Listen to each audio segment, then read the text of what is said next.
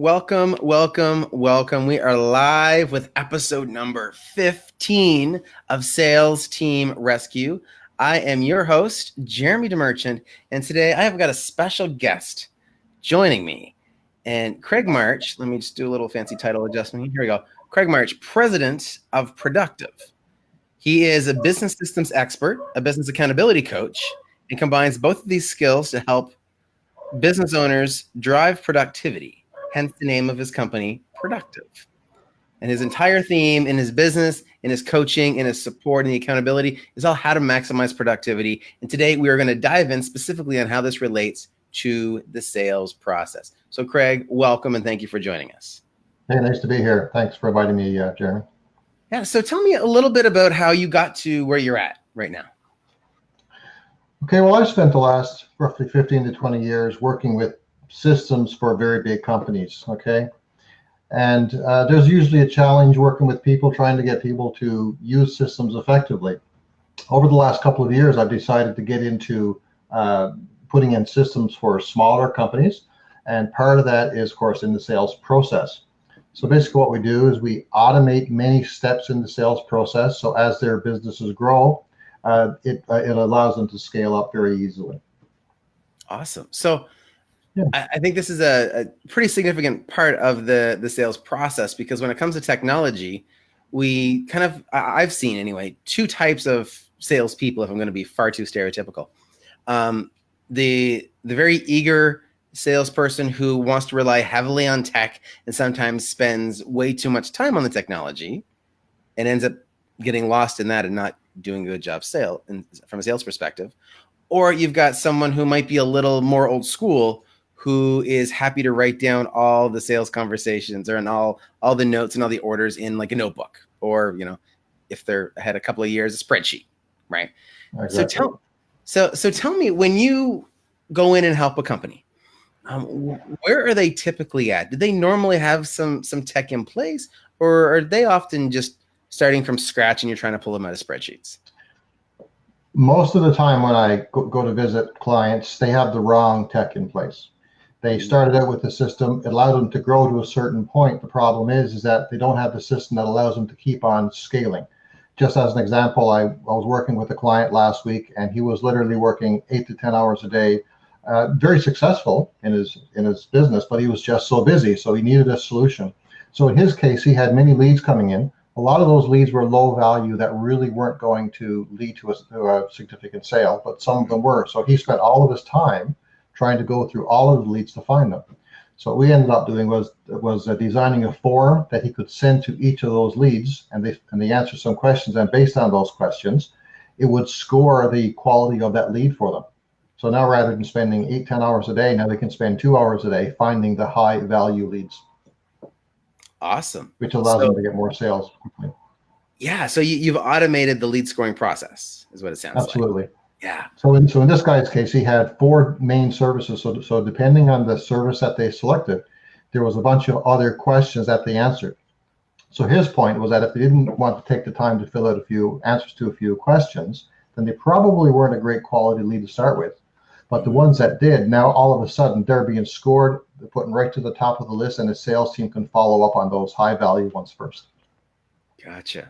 So understanding that although there might be more people that don't want to, that are interested, or I guess some people would say, you know, suspects versus prospects, but if they're not willing to at least put a little time in to qualify themselves, they probably shouldn't be your priority. Exactly. Yeah. Exactly. Awesome. So one of the key pieces is automation for you. Now, I know that there's a lot of tech, and we will give a plug because I know there's one particular software that you really love, so we can give a shout out to that shortly. But before we get to the tech, because we had a gentleman a few weeks ago as well who is in a similar space, works with a different software, and I want to focus on the process first. And he says, and I know you have the same perspective, is you want to build out the process before you worry about the tech, right? Because there's lots of tech that can fit it, and often you can customize the tech to make things work. So for you, tell me, when you sit down with somebody, first of all, how often do you feel like they have their sales process effectively designed or mapped out? I'll say not very often. So that's one of the first things that we have to do is we have to redesign the process.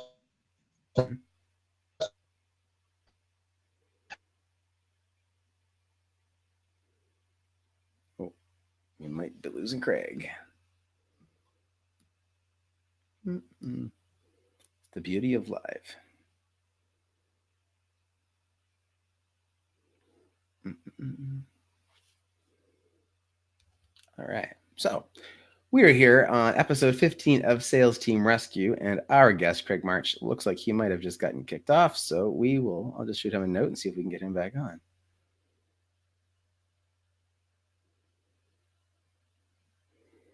Mm-mm.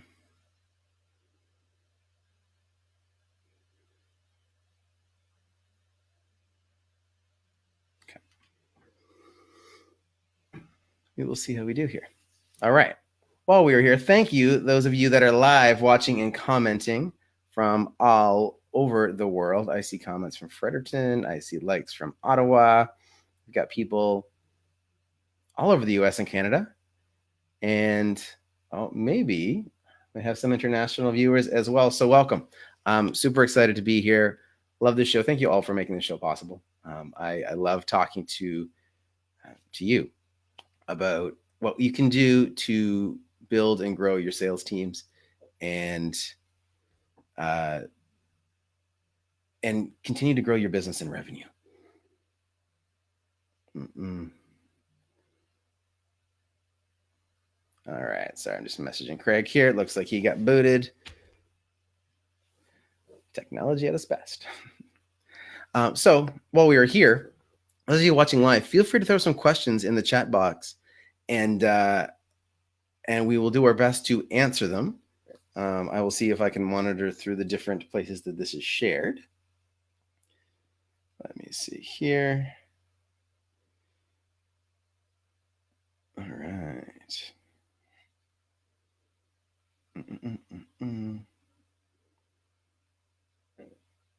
Awesome. All right. So we've got Craig jumping back on, which of course makes me very happy. And so when we're talking about sales process, and I'll get started, and Craig will join us when he can.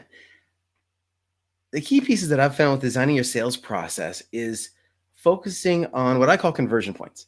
And these conversion points are vital because these are the points where your prospect, your client, you can call them leads depending on what your language is you use in your business.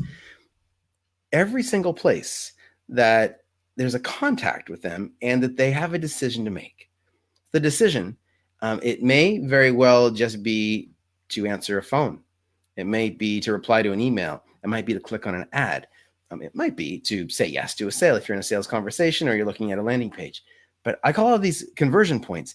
And we need to think about these as we map out the process. Let me check on Craig one more time. All right, he's working on the tech. Okay. So I challenge you when you're designing your sales process to think about not only where do you have contact with your prospect, but what those conversion points are where they have that decision to make. So you might have a category in your pipeline, we're going to call it, in the first part of your sales process, where you want to just collect people that have shown some sort of interest. So maybe the status is lead or inquiry, or find some language, so that when you look at your pipeline, and often pipelines are shown in a Kanban board style, which means as you see it, you can actually drag between different sections. It's kind of like if you use like Trello or Asana, they both have the feature where you can drag somebody throughout the pipeline. And with the design, you want to be able to look at the board, we're going to call it the pipeline, and see who is in the specific category and know that these are ones that you want to act on in a specific way. So for example, if you have someone that maybe you send a proposal out and they have not yet confirmed, or you're trying to book a follow-up, proposal sent is a very common category or stage in a sales process or in a pipeline. Because once you've sent that out, you can go back and when you start your day off, hey, let's start by going right to this list of people where the proposals have been sent and we have not gotten back to them or they haven't gotten back to us. Right? This allows you to focus on your top prospects, your fastest path to cash, your lowest hanging fruit, whatever language you want to use around that. And being able to do so just allows you to start off with a whole lot of wins.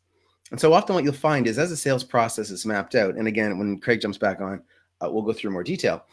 But when you have this mapped out, you're going to be able to look at specific stages in your pipeline and be able to identify who has the highest likelihood of closing or who is the hottest lead, hottest prospect. And so people early on, maybe they don't know you, like you, and trust you yet, right? We're all familiar with the phrase coined by Bob Berg. They might not be as hot. In fact, they're almost always not as hot or warm as someone that's had a longer conversation with you, or seen you on a webinar or live on a stage, something like that, where you've built authority, right? So be very aware that you want to design your process and map out your stages in a way that you can look at that stage and say instantly, you know exactly what type of activity you need to do to that person in the audience. Okay. So this is really key. Another thing that I'll talk about around sales process that's less about the formal pipeline and more about the procedures that you want to set up. Think about your follow-up.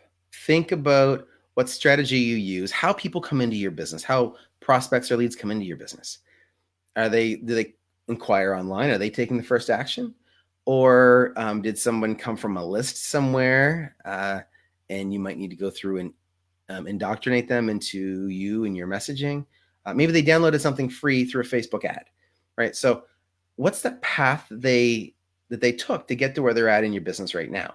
And then how do you treat them with that in mind? So if somebody comes to me, I'm speaking on stage, and at the end of any presentation I do on stage, I always have some kind of call to action.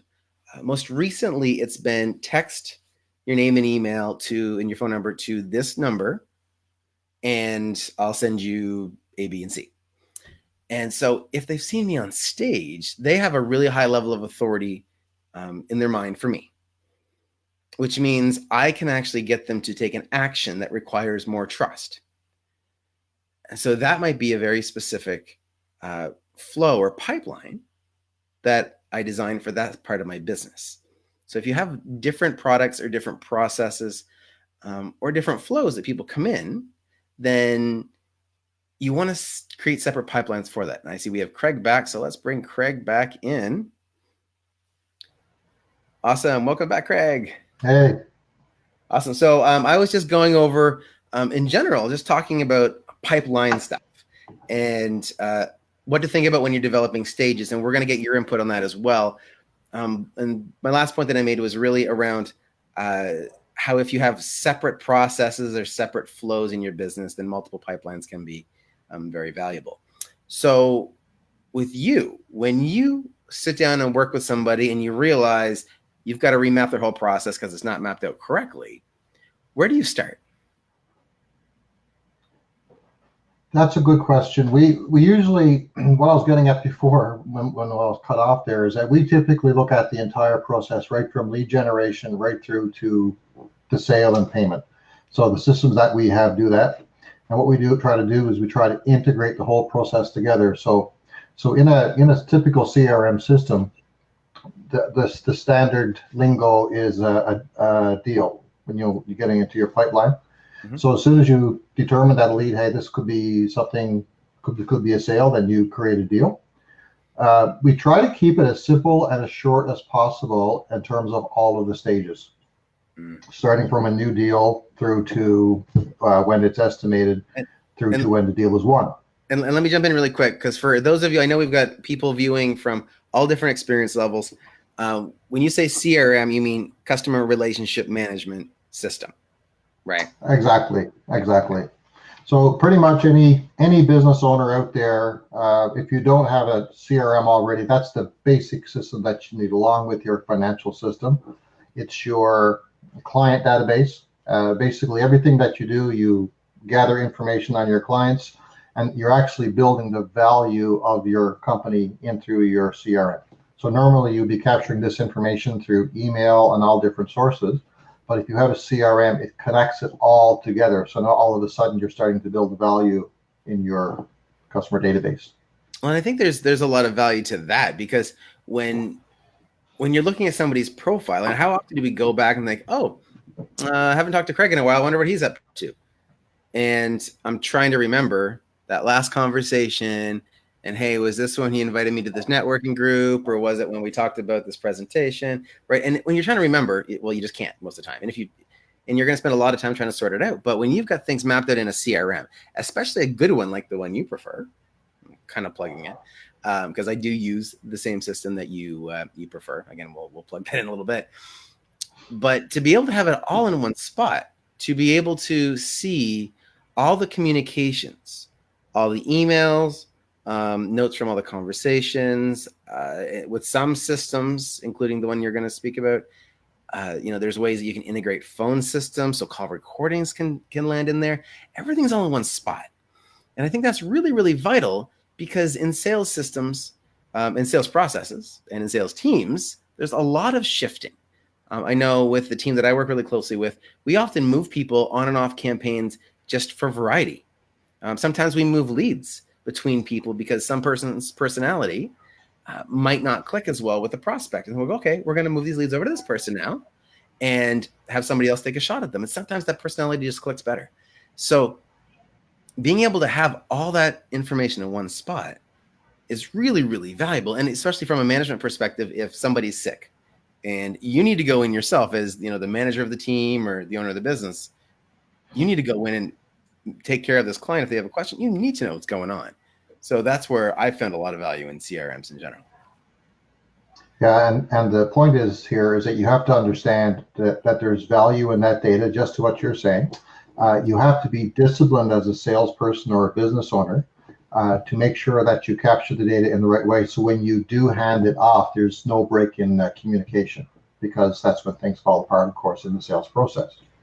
Right. So when I talk about having the correct system, but also having the accountability, actually using the system in the right way. Now, most CRMs are the same. Again, the one that we're talking about is a little more broad in what it can do, but generally most CRMs will capture the data for you. You just have to be disciplined in putting it in a constant way, in a consistent way. And so when I first introduced you, I talked a little bit about the accountability coaching. So when you do that, because this is obviously a problem that you see within sales teams, otherwise you wouldn't offer it. Tell me a little bit about what that looks like, or how might somebody know that the issue isn't necessarily a systems problem, but more of an accountability problem? Well, they know themselves. As I start to coach them in using their systems, I tell them to, what they have to do in terms of being consistent. And you made a point earlier that some people are old school. They just want to go out and they want to make the sale. Whereas some other people, younger people, would probably take more time. They're more techie and use the system. But there's definitely a balance there. You need to make the sale, but you also have to look after your data. And it's kind of short-term pain for long-term gain. Once upon a time in an online university that I used to work at, I closed a sale, enrolled a student, and I didn't get credit for that sale. And I got very upset. And I went to the registrar's office at the university and said, "What's the deal?" And she looked at me right in the eye and she said, "If it's not in the CRM, it didn't happen." Exactly. And therefore, she didn't give me credit for the sale because I didn't take my notes. I didn't process the deal. I didn't drag it through the stages. I didn't do any of the admin. I could tell them everything about the student and how amazing she was and all the things that had to happen for her to be successful, but it wasn't in the system. And so that was the lesson. And if you want to take anything away from my perspective, Craig's got lots of gold that he's going to share. But from my perspective, guys, when it comes to using a system, using a CRM, just take this. If it's not in the system, it didn't happen. Okay, sorry. Absolutely. That's my so I actually have a little story as well. I had a call from a company a few years ago, and they were recruiting me for a project. Okay, and at the time I didn't go there, but we had a little conversation. 5 years later, I had another call from the same company, and they said, "Hey, you were previously talking to my colleague. Here were some of the details that you talked about. And at the time I was implementing CRMs, and I said, wow, these guys have a good CRM and they're actually utilizing it in the right way. And I thought it was pretty cool that I remember the conversation that I had 5 years ago. That's it, So there's right? value in that as well. Yeah, I made a joke one time to my barber. I said, like, he just seems to know. And barbers have this like skill that most salespeople struggle with. But I just said, man, you must like write down our conversations in a CRM somewhere. And he made a joke and said, well, we could, but I don't.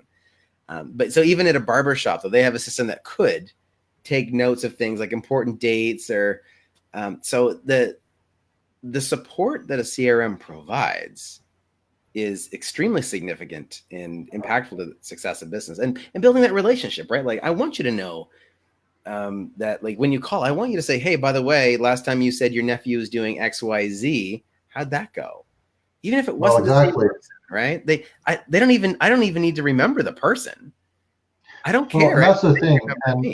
And that goes right back to the design, because you can have you can actually create fields for special notes about that contact.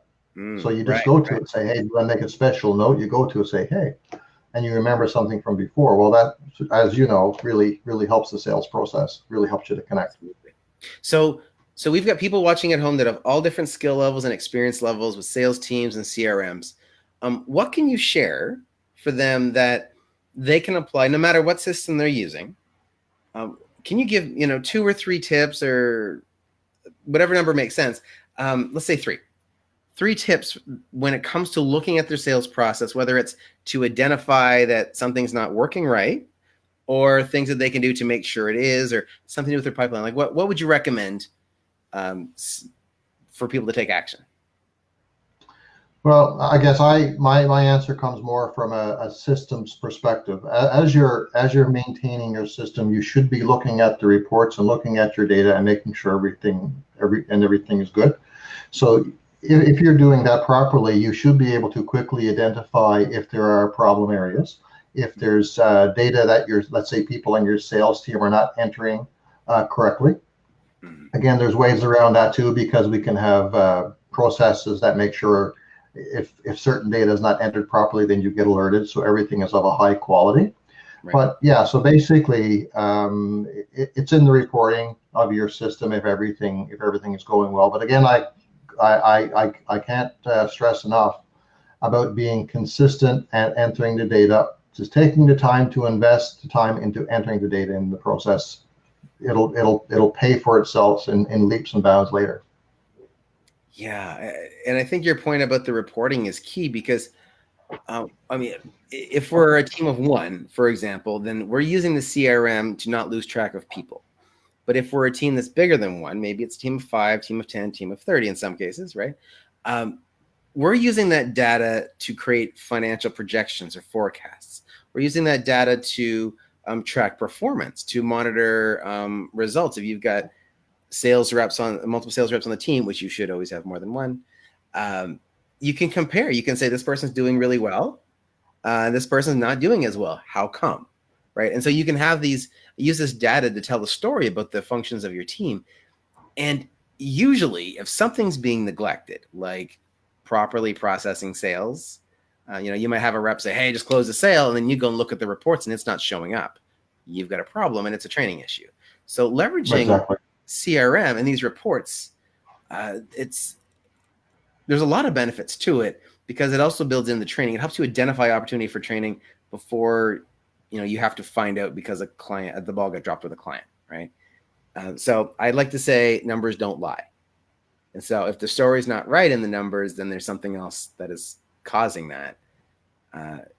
But it's the most honest way that you can look at your business. So that's right. And you just made a good point about training, because in most CRM systems and a lot of companies, a lot of the data is fairly poor quality, because some of the salespeople just don't like to put in the data. They just don't make consistent data. So you have to be always doing reporting on it and providing training where training is provided. Awesome. Yeah. Cool. So now I told you we could plug the system that you prefer to use, if you want to. I assume. Absolutely. Okay, cool. Yeah. So tell us about this. So before we say this, I want to say there are lots of systems out there that, and Different systems are great for specific use cases. I've found some that are great for small businesses, not great for big, et cetera, and so on. There's free ones, there's paid ones. But the one that I use personally, and the one that Craig promotes and is a reseller of, is Zoho. there we go. And why do you love Zoho? Okay, so before helping small businesses, I work for some of the biggest businesses around, and they had software that basically did everything for that large business. Okay, end to end, everything that business needed to do, that software could do. So obviously, when I went working with small businesses, I needed a software that was both affordable and was similar in terms of functionality. So this company called Zoho, they have over 52 different business applications. So basically, any client that I'm working with, I pretty much have everything I need. I just have to take all of the 52 applications. I'll take a certain subsection of them, and I'll put them together into an end-to-end process, right from the lead generation through to the final sale. Okay, the money goes in the bank. They have one product called Zoho One. That's the one that you're familiar with, Jeremy. And it'll handle, again, everything right from the social media, generating leads out of Facebook, LinkedIn, that sort of thing. One of their main products that I like is called Marketing Hub. It does all of the lead journey and that sort of thing. Creating leads, managing, doing projects, you pretty much name it, this system can do it. So that's the reason that I like it, because it makes my job easy. When I go to a client, we get their business requirements, and I can pretty much design any process for them using this program. That's one thing that I'll say, is that there's some companies that have built CRMs that try to be all-in-one. And what I found in my experience is that most traditional all-in-one solutions do a lot of things not as well as they could. But what I like about Zoho is that they actually have these separate apps that are built individually, that stand alone and compete in the market. But the Zoho One package allows you to combine them so that you get all your problems solved, or a lot of your problems. I mean, I'm sure there's something it can't do. I'm just not sure what it is yet. But you know, you can use all the pieces that are designed to integrate with each other. And in my experience, it gives you the ability to have tracking far beyond just the CRM, all in the places that it matters most to you. Well, exactly. And what I find is that selecting a business system for your business, I mean, it's the Wild West out there. There are so many systems. People don't understand which one to pick. And with most of the clients that I run across, the first thing we need to do is to actually change their system, get them on the right system, get it configured for them, and then you see the magic happen. Their business starts to grow. Awesome. So now, Craig, I want to go into what I consider to be my favorite part of the show, which is the lightning round. So I'm going to hit you with a few questions that we're going to get some creative answers from. Okay. So lightning round question number one, as we know, coffee's for closers. What's your favorite coffee or comparable drink? The beauty of live. Americano. Americano. All right. What's the number one book or movie that you recommend to sales reps or sales leaders? The Psychology of Persuasion it blows away all other sales books as far as I'm concerned. I've read it multiple times and I keep going back to it. I think it's the Bible when it comes to sales persuasion. Absolutely. It's all research based. Yeah. Awesome. Love it. Who is someone that you've considered to be a mentor in your life? That's a good question. You're going to stump me on that one, I think. Oh, okay. We'll let you come back to that one. Okay, I will. Okay, great. Think of just somebody that's influenced you in a positive way. They could be alive, not alive. They might have known they were a mentor. Maybe they didn't know they were a mentor. Like I often talk about how I consider Jim Rohn to be a mentor. And he had passed before the majority of my professional career existed. But while he was with us and far beyond, I found that his ability to simplify complex concepts is something that almost gave me a superpower, because I could take that same approach when dealing with things, especially with dealing with sales teams They're very focused. They're very outcome oriented, and they don't want the fluff. They want, tell me what I got to do to get the job done. Let's do it. Right. So I lean on Jim Rohn's teachings quite a bit for that. You know, I think I'd have from a sales perspective, he's probably the guy that I've listened to the most as well, and I have to agree. He's to the point and certainly makes things very, very simple. Awesome. Now, my final and most interesting question: what's the strangest thing you do in your daily routine to keep yourself on your game? Wouldn't call it the strangest thing, but the thing that I do, I'll call it religiously every day, is I meditate every day. And I find that really resets everything. So partway through the day, I do that, and then I just keep on going from there. But I actually started doing that about 2 years ago, and it's absolutely amazing. Awesome. There's something magic about giving yourself that space, right? Absolutely. Awesome. All right. So, Craig, how can our audience find more about you? Okay. Well, my website is productivv.ca. Here we go. It's up on the screen right now. So Productivv, spelled Productivv.ca. Correct. .ca, because VE wasn't available. So here we go. Branding based on domain names today, right? Exactly. Awesome. All right. So Productivv with 2 V's and no E .ca. That's it. Ladies and gentlemen, this has been Craig March. Thank you very much for joining us, Craig. It was a pleasure to have you on the show. And guys, we will see you next week, Wednesday, 2 p.m. Eastern, as you'll see us every single week. And for back episodes or replays of this one, go to salesteamrescue.com. We will see you next week for episode number 16. Cheers, all. Okay, thanks.